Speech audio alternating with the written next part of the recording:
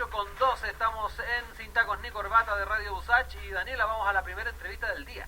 Exactamente, ya lo comentábamos, el presidente Sebastián Piñera promulgó ayer la ley que crea el nuevo Servicio Nacional de Protección a la Niñez y Adolescencia, que va a reemplazar al Servicio Nacional de Menores SENAME. Este nuevo servicio se encargará solo de la protección de los niños y dependerá en adelante del Ministerio de Desarrollo Social y Familia. Junto con ello también se pondrá en marcha el Servicio Nacional de Reinserción Social Juvenil, que depende del Ministerio de Justicia y se encargará de los temas concernientes a adolescentes infractores. Un tema que queremos empezar a conversar con el gerente general de la Fundación San Carlos de Maipo, Marcelo Sánchez, a quien ya estamos saludando esta mañana. ¿Cómo estás, Marcelo? Buen día. Buen día. Hola, buen día. Hola, Daniela. Hola, Rodrigo. Mucho gusto de saludarte una vez más acá en Radio USACH, Marcelo. Antes de hablar de este nuevo Servicio Nacional de Protección especializada a la niñez y adolescencia, nos gustaría que nos hicieras un balance que se pueda realizar de lo que ha pasado este 2020, justamente en materia de protección de la niñez, un año además muy complejo, donde quizás la agenda pública ha tenido otras prioridades. A ver, yo creo que es bueno para poder contextualizar lo sucedido este último año en materia de infancia, entender que todo el proceso que ha propuesto este gobierno en torno a cómo fortalecer esta visión de que los niños tienen que estar primero en la fila, tiene que ver con también un acuerdo que se firmó hace 3 años atrás prácticamente, en mayo del año 2018, que es el Acuerdo por la Infancia.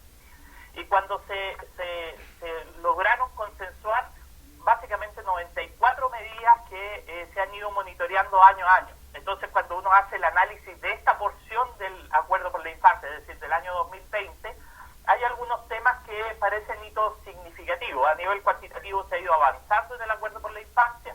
Hay varias de las medidas que ya están prácticamente cumplidas. Por ejemplo, la más relevante es la que ayer precisamente el presidente dio a conocer con el tema de la promulgación del Servicio de Protección Especializada.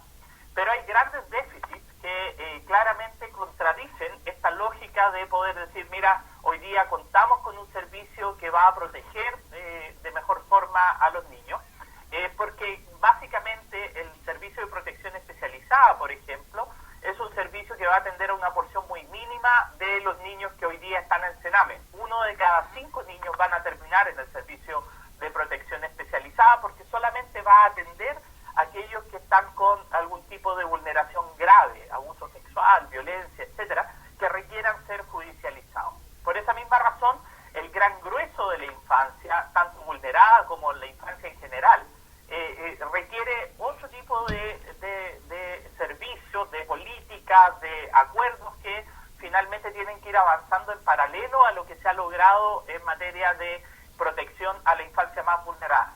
¿Cómo debiese llenarse ese vacío, Marcelo? O sea, el primer elemento, incluso para el Servicio de Protección Especializada, que tiene que avanzarse de manera decidida, es poder contar con un sistema de protección integral. Como ustedes saben, hubo una discusión en el Congreso donde finalmente se resolvió por la vía de un veto presidencial en que se desvincularon ambos proyectos. Pero los dos proyectos son extraordinariamente vinculados, naturalmente, en su esencia, porque, tal como yo les decía, solo 1 de cada 5 niños van a ir al sistema de protección especializada y al sistema de protección integral, por así decirlo, que se sustenta con las oficinas locales de infancia, debiera tener la fuerza, la potestad que antes tenían los tribunales de familia para poder garantizar la oferta.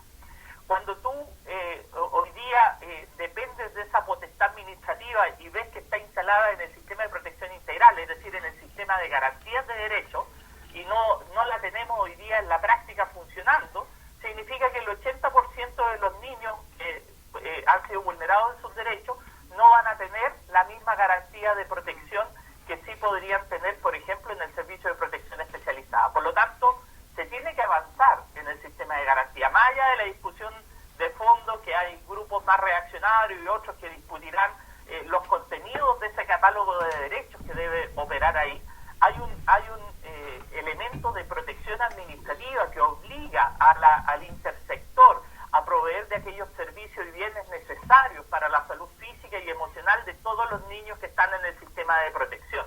Mientras eso no esté, existe una gran vulnerabilidad en la atención a aquellos niños que no están cubiertos por el Servicio de Protección Especial.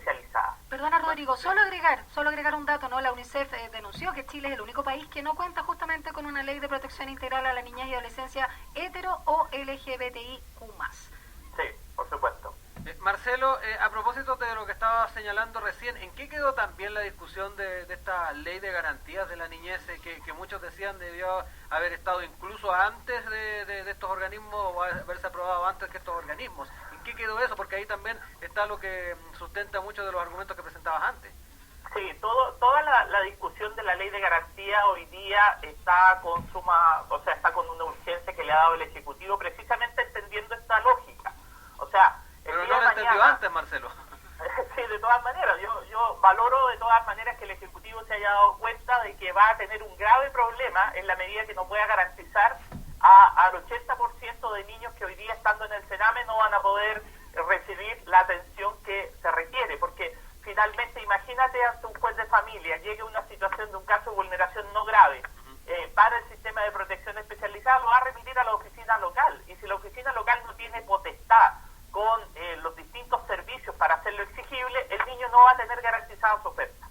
Por lo tanto, el Ejecutivo ha entendido que es necesario ponerle urgencia a la ley de garantía para que pueda contar un catálogo de derechos, mecanismos de exigibilidad, sanciones a los que no cumplan con eso. Esa es la única vía, en realidad, de perfeccionar el sistema de protección. Sin ese piso, es muy difícil que podamos tener algo de manera organizada, contundente, articulada, que supere lo que es el Sename de antes. El Sename de antes, la gran falla es que no podía hacer funcionar al intersector adecuadamente. Salud no hacía la pega, desarrollo social no hacía la pega, educación no hacía la pega, los niños perdían escolarización. Entonces hoy día una buena idea que es poder llevarlo al nivel local, con articuladores locales, en una instancia administrativa, desjudicializada, puede ser un fracaso total si tú no cuentas con el respaldo de una ley de protección integral. La ministra Rubilar se la ha jugado este último tiempo para darle urgencia, pero hay mucha discusión en torno a elementos que a nuestro juicio son profundamente ideológicos y no comprenden lo que significa un sistema de garantía. Entonces ha habido atrincheramiento político para poder discutir en base a elementos que en realidad ya están superados en la legislación. Sí, Marcelo, en ese sentido, sí. ¿Qué fue lo que primó en poner de alguna manera la carreta delante de los bueyes en este caso? Porque uno tampoco se explica la dinámica que tuvo esto. Sí, yo pienso que el gobierno estaba interesado en poder sacar dentro de este periodo el sistema de protección especializada. Sabe precisamente el Ejecutivo de que hay un largo trecho hasta que esto se pueda implementar. De partida tenemos que aprobar más de 20 reglamentos. O sea, hay 20 reglamentos, 22 para ser exacto, que tienen que ser consensuados y aprobados para que entre en régimen el servicio de protección especializada. Por lo tanto, ese es un trabajo que se tiene que comenzar a hacer ahora y que en la práctica va a significar de que el servicio de protección especializado esté en régimen recién, probablemente terminando el gobierno del presidente Piñera. Por lo tanto, uno entiende la urgencia desde ese punto de vista. Lo que pasa es que no por preocuparnos de un servicio que tiene una porción específica de los niños que están en el sistema de protección, debemos no avanzar con la misma velocidad para sacar adelante el servicio de reinserción y para sacar fundamentalmente esta ley marco que le dé el piso a todos los proyectos de infancia, que es la de protección integral. Exacto. Nos acompaña esta mañana acá en Sin Tacos ni Corbata Marcelo Sánchez, gerente general de la Fundación San Carlos de Maipo, a propósito de la reciente promulgación de la ley que crea el nuevo Servicio Nacional de Protección Especializada a la Niñez y Adolescencia. El presidente Sebastián Piñera, Marcelo, señaló que este servicio, ¿no?, va a tener un enfoque, personalizado, no como números, dijo, y un enfoque que los trata como niños. ¿Qué opinas? Y también preguntarte cómo se incorpora la familia en este nuevo enfoque. Yo creo que de las cosas valiosas en la generación de este nuevo cuerpo legislativo es poner como foco central a la intervención con familias. El Sename antiguo tenía solamente el 4,9% de toda su oferta estaba destinada a la familia, principalmente estaba destinada al niño, generando una sobreintervención familiar. Cuando por ejemplo, había que atender un niño y sus hermanos, citaban a los papás 2 veces a programas distintos, se generaba baja de herencia, finalmente los niños desistían, las familias desistían del proceso. Entonces creo que acierta en poner el foco en la intervención familiar. Ese es un primer elemento. Un segundo elemento es que prioriza el derecho a vivir en familia. Entonces establece que los cuidados alternativos, particularmente las residencias, debieran ser la última ratio. Y desde ese punto de vista, lo que uno espera es que los cambios se noten en la oferta que va a ofrecer el nuevo Sename, o incluso el Sename actual mientras se hace la transición, que debiera apuntar a programas basados en la evidencia, con resultados que logren la revinculación familiar. Pensar siempre primero en la familia de origen, porque acá no se trabajaba con la familia de origen, la que había sido vulneradora de derechos, para que dejara de serlo y se pudiera establecer el vínculo necesario para que los niños vivieran y cumplieran su derecho a vivir en familia. El segundo elemento, acá se ha hecho una apuesta muy fuerte para reducir los CREAS y transformarlos en residencias familiares, pero se necesita ver cuál es el modelo que está a la base, cuáles son los resultados que está teniendo las residencias familiares. No basta con un cambio de infraestructura, tiene que haber un modelo de intervención. Y en segundo lugar, el foco debiera estar puesto nuevamente en devolver el derecho a vivir en familia. Y lo que hemos visto es que, por ejemplo, en el desarrollo de las familias de acogida hay grandes deudas persistentes en el Ejecutivo. Primero, una subejecución presupuestaria durante el año pasado para el rediseño de las familias de acogida. Eso es fundamental. Las familias de acogida a nivel internacional son precisamente el modelo alternativo a las residencias, porque se ha entendido que ojalá no haya ningún niño en una residencia, sino que esté viviendo con una familia. En nuestro país, las familias de acogida en realidad son las familias extensas, y de los probablemente 200.000 pesos que se gastan por niño en familias de acogida, solamente el 30% llega para esa familia para que le dé mejores condiciones. El resto se va en la gestión que hacen los organismos colaboradores que trabajan con las familias de acogida.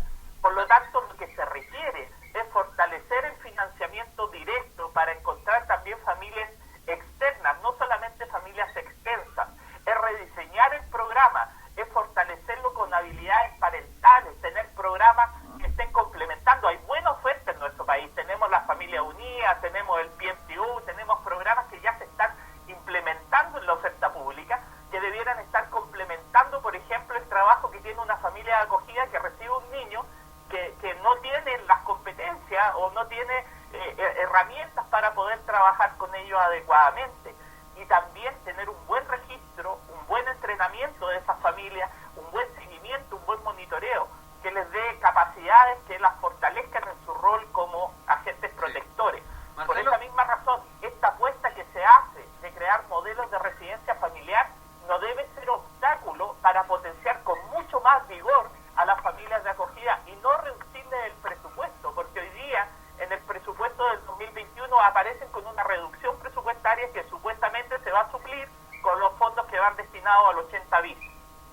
Marcelo, tomando en cuenta los beneficios de alguna manera que tendrían también esta figura de las familias de acogida y poder fortalecerlo, ¿qué también ha influido en el debate a la hora de no incorporarlo? Porque a propósito de lo que nos dicen, de lo que nos dices tú particularmente, hay bastantes beneficios en el trabajo de estas familias a la hora de pensar de alguna manera en poder dar una buena atención a estos menores. Y por lo que observamos ahí, muchos de los nuevos funcionarios que va a tener el servicio van a pertenecer a las residencias de administración directa. 1.400 de los 2.200 funcionarios que va a tener el nuevo servicio. 340.000 millones de pesos es el costo además de estos recursos. Ahí también uno se explica qué es lo que se fundamenta también en las discusiones a nivel parlamentario y de expertos a la hora de no privilegiar tal vez este modelo de familias de acogida. Mira, la institucionalización en residencia ha demostrado en todo el mundo tremendos daños en el desarrollo y en la identidad de los niños, el desarrollo cognitivo y el desarrollo emocional. En todas partes del mundo se ha privilegiado que los niños salgan de la residencia. En Chile incluso los niños entre 0 y 3 años tienen prioridad para que se desinternen, pero la desinternación tiene que ser en base a metodologías probadas, eficientes y adecuadas. Una primera desinternación tiene que estar en relación a la familia de origen, cómo trabajamos con la familia de origen. Una segunda es poder tener en tránsito durante un tiempo acotado los niños en familias de acogida, esperando la solución con las familias de origen o esperando eventualmente una adopción. Por lo tanto, se tienen que perfeccionar esos mecanismos. Ahora, Chile ha trabajado de manera extraordinariamente artesanal en el desarrollo de las familias de acogida, muy sustentado con organizaciones de la sociedad civil que han impulsado este programa. Pero se han hecho evaluaciones y las evaluaciones no son conocidas. Básicamente tenemos elementos que se tienen que perfeccionar. Se hicieron las FAEPRO, que le agregaron recursos, etcétera, pero que finalmente no han tenido los resultados esperados, en especial en lo que se llaman las familias externas. Ahora, no hay que reinventar la rueda, hay que mirar cómo es la experiencia internacional. En Estados Unidos el sistema de foster care asociado a familias de acogida tienen un sistema contundente, realmente desarrollado, donde ponen programas como el KIP, que son programas de entrenamiento específicos para las familias de acogida. Tienen seguimiento, tienen incentivos a las familias, incentivos laborales, tienen un montón de otros elementos que forman un sistema vigoroso. Eso no se ha hecho acá y eso es lo que se tiene que empezar a construir. Entonces no podemos tener un trade-off entre decir vamos a reducir los CREAS, vamos a transformar residencias familiares y no empezar a ver que lo que se requiere realmente es fortalecer familias de acogida para que los 6.500 niños que están en la residencia estén con una familia, resguardando su derecho a vivir en familia. Por lo tanto, creo que me parece interesante que una situación como la reducción de los CREA en residencias familiares con un buen modelo se vaya avanzando, pero como una medida transitoria, como un tránsito hacia estas decisiones que son mucho más importantes, que es poder fortalecer las familias de acogida, mejorar la ley de adopción, preocuparse de generar programas sólidos y eficientes para la revinculación familiar, etcétera. Ese es el verdadero norte del sistema de protección. Yo sueño con que el sistema de protección en unos años sean cientos y miles de familias que están cuidando solidariamente a otros, a los niños que han tenido que estar en el sistema de protección, pero para eso hay que ir creando estos dispositivos. Entonces no basta con la buena voluntad de las familias que hoy día quieren hacer acogimiento, si no tienen las herramientas técnicas para poder ser los mejores protectores que podrían ser. Ya el solo hecho que no tienen una residencia evita una serie de daños cognitivos, emocionales, etcétera. Pero si además lo hacemos bien, con una familia que los acoge, que les saca el máximo de su potencial, que los revincula a la escuela, que les genera un entorno protector, etcétera, vamos a estar cambiando la realidad de los niños. Marcelo, queremos agradecer este diálogo, haber conocido un poco más, no solamente de la discusión que hubo detrás de esta institucionalidad en torno a la niñez, sino que también los desafíos, también ese balance que hiciste al principio, muy completo de la conversación que tuvimos. Como siempre, gracias Marcelo Sánchez, gerente general de Fundación San Carlos de Maipo. Un abrazo grande y que pases una linda Navidad el día de mañana. Muchas gracias Daniela, muchas gracias Rodrigo y a todos los auditores, una feliz Navidad y un gran año 2021. Gracias, un abrazo. Chao. Chao. Marcelo.